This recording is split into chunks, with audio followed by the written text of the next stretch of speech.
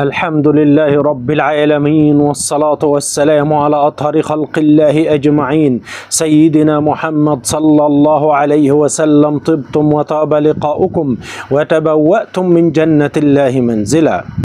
رؤية الدجاج الفاسد في البيت في المنام علامة على فساد البنات أو زوجة صاحب الرؤيا، والله عز وجل أعلى وأعلم. أما إذا رأى الشخص أنه يأكل دجاج فاسد في عمله، علامة على مشكلة كبيرة تحدث في هذا العمل هذه الأيام، والله عز وجل أعلى وأعلم.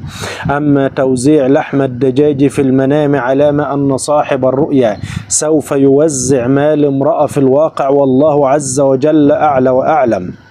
غسل الدجاج النيء في المنام، علامة على صاحب الرؤيا أنه يريد أن يتخلص من العقبات والأحزان في حياته، والله عز وجل أعلى وأعلم.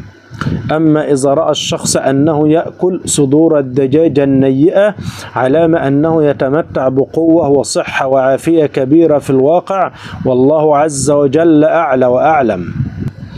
رؤية طبخ لحم الدجاج في المنام، علامة على الخير القادم من الصالحين في الحياة، والله عز وجل أعلى وأعلم.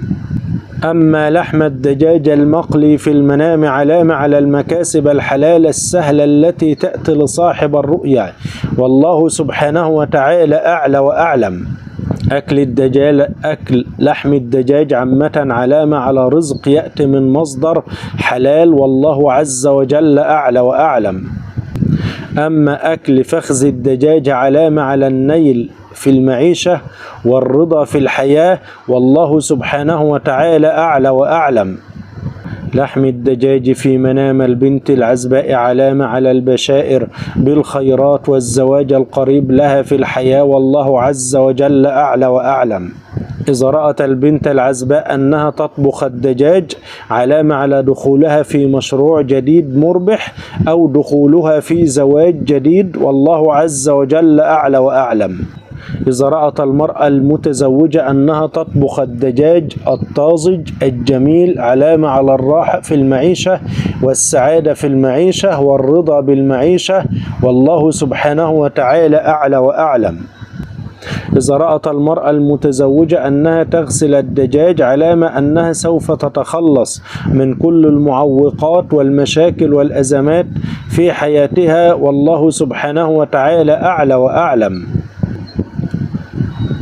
يقول النبي صلى الله عليه وسلم: من قرأ آية الكرسي دبر كل صلاة مكتوبة لم يمنعه من دخول الجنة إلا أن يموت.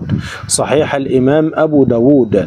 وقال النبي صلى الله عليه وسلم: من قال سبحان الله وبحمده في اليوم 100 مرة حطت خطاياه وإن كانت مثل زبد البحر. صحيح الإمام البخاري.